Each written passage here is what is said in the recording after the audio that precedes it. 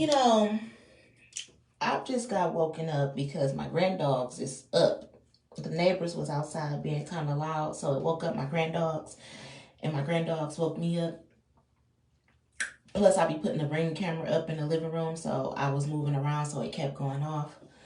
But I just keep on thinking about my son, because Mari keep asking me if he can stay home from school tomorrow, but I keep telling him no. He's saying like his substitute teacher has been getting on his nerves because Miss Davis is out or whatever. And I think he said he got a substitute teacher named Miss Claiborne or whatever the fuck the name is. And he said that she told him yesterday that if he don't be listening, she gonna have to talk to him like he a man off of the streets, off of 7 Mile or something. And you know, this is what I be saying why people need to stick to their jobs and do their jobs. You not my son's mama. You his teacher. So you better not be talking to him like he a nigga off of 7 Mile before his mama come up there acting like a bitch off of East 7 Mile. And Grashy. You know?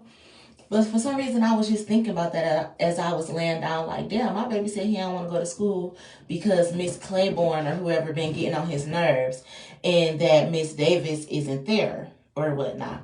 But mind you, I pulled up to the school today to pick up Lily, Mari, and Mally.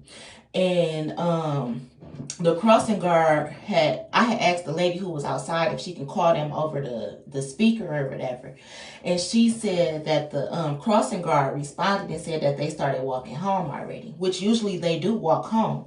But I had to go and pick them up from school early today because Lex had to go and get fitted for her dress. Well, not pick them up early because school was over, but pick them up and then we headed out for Lex to go get fitted for her dress, the last fitting or whatever. But they had told me that they had crossed them across the street already and they had started walking home. But so I called Lily phone and they came walking around from the other side of the school.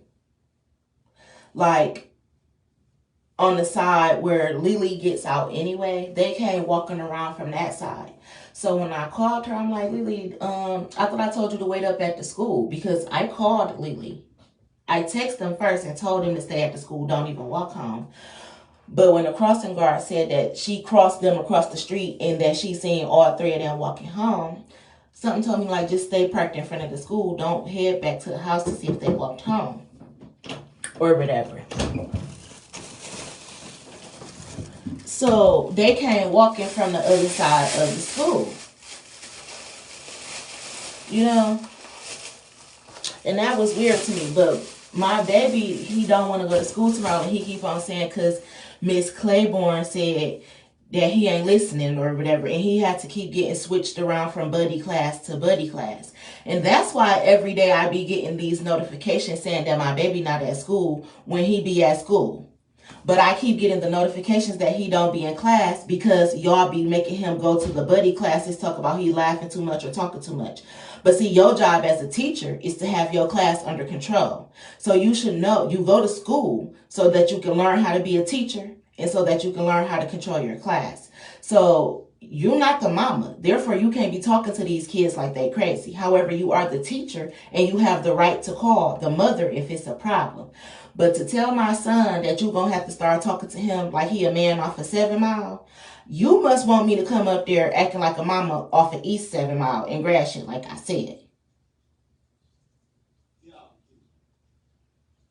I was just thinking about that. But that's why, like I said, when you get to these schools like Flagship and shit, they want to stop you in the office. Like, oh no, don't go past the office at 8 o'clock, because I'll come up there and beat the fuck out of a hoe about my motherfucking kids. So I don't advise you to be talking to Amari Joyner, Malachi Davis, or Aaliyah Joyner as if they anybody off the streets at all. Okay? If anything, you better be talking to them like that's the charter school, preparatory school that y'all want to be recognized as.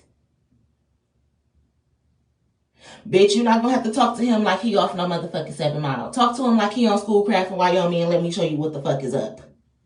You get what I'm saying? But people be thinking that I be making this shit up. I just be noticing certain shit. I just do.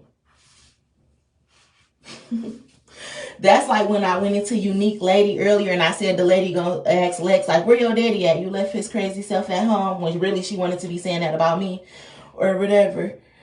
And I was peeping the conversation that one of the other girls was having in there, and she was talking about relationships or whatever. Like, oh yeah, because me and my man, we got to be doing this and doing that. Like, if you're giving apartment and I'm giving house, then who you think he's going to choose? And I was just looking at this young girl talk, and you could tell when people young, dumb, and full of cum, for real, for real.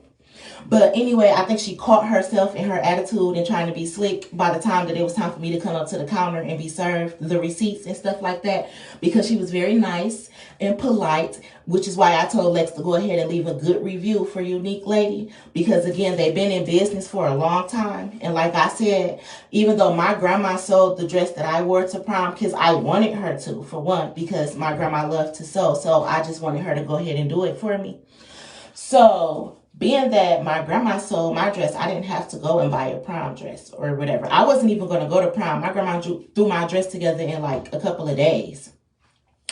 But I told Al to go to Unique Lady. If you knew where Unique Lady was at in Oak Park, it was like right off of 9 Mile and Coolidge or whatever. I told him to go there and get his suit.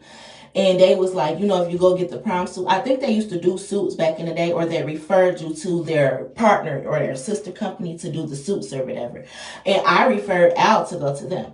And even though he went to Face at the time, even like his baby mama Mia and she went to school with him too, he'd been cheating ever since then. Like, he was so fascinated that she had a baby, and when he was going to Ferndale Adult Learning Center or whatever, it was called Face back in the day. But I referred him to go there, you know? So people be being so funny, you don't even know. I will fuck your business up. So don't be coming for me sideways and shit. You better show me the utmost respect up in that bitch. Because all them nice cameras in there, it looked like Say Yes to the Dress. Don't make me turn this bitch into say, don't go there looking for a dress. You know, you just be having to peep shit that people be saying and the stuff that people be doing and shit. And, you know, people be trying to be funny. And I always seem to notice that every time somebody be expecting me to act irate and flip out on them, it always be somebody else who be acting irate and flipping out on them. Because I damn sure wasn't the lady who was cussing y'all out today, who was saying that she lived 2 hours away, so her daughter's dress should be done and this, that, and the other. And I never learned how to sew. I always wanted to learn how to sew, but I know how to like sew a hole together or some shit like that, right? So I had this piece of fabric that I just threw together like just because. And today I noticed like the lady was fixing the slip that she sewed backwards or whatever, so she had to cut it up and undo it. And I was wondering, how did a professional seamstress do that? But people be trying to be so funny and they just give themselves away. Like, people will let you know that they be watching you on camera and shit like that. And that's why I ended up making that video earlier when I shared that Team Eastside PZ post where he put Beyonce looking like she was standing up getting fitted for a dress or whatever. But it wasn't Beyonce's body. It was her face photoshopped on something. And I had previously made a video talking about somebody photoshopping their face and putting it onto one of my pictures or whatever. And then it's just so ironic and coincidental that Team Eastside Peasy then goes to say Beyonce and getting this fitting. And it just shows me how people be watching my videos and shit like the fuck I said. And that's why I said you can never take offense from a faggot ass nigga who want to be a thug ass rapper, but he really be spreading his ass open, catching dick and balls and shit. Like, I can see shit. Like, I really notice shit. I really see shit. And that's why I will expose you. So don't try to come for me or try to make me be quiet or in the shadows or thinking that you can bully me to being down. And I'm hearing Jack, what's his name? Jack Funny 313 and shit. Like, niggas really be gay. And they really be sucking each other's dicks and shit. And like I said, they literally be bending over, spreading open their ass and catching dick and balls. And then pretending to be a thug ass rapper and shit. I'm too tapped in. You better ask some motherfucking body. I will expose you. And don't be fucking with my motherfucking kids and shit. But you can just tell when shit be a setup. Like, I said, the girl came in, the Unique Lady, like, why she got my dress on? Like, I got that same dress. But they said that Unique Lady doesn't let two people from the same school buy and purchase the same dress. So what difference do it make anyway? But people will be wanting you to say something to them so that they can cause a scene or whatever. And I'll fuck this motherfucking store up. So be cool. You know? I just was noticing shit like that. And my daughter told me, I'll fight in this dress. Like, people be just doing shit to set you up and shit. And I be peeping shit. And I be trying to tell my kids that I be peeping shit, but sometimes they be too busy thinking that they know everything and shit. And I be even having to tell my kids, like, I'm a seer. I can see shit. And I know people who y'all don't even know that I know. You know? I was telling that to them earlier. I had sent them a video off of YouTube where it was a story about a young boy who was supposed to be filming a video shoot, and then he ended up getting shot and killed. But I just said, like, my son wanted to go and do a video shoot the other day, and his daddy randomly ended up picking him up. Sometimes it be your own motherfucking daddy who be sacrificing you, especially when they want to be rappers and shit.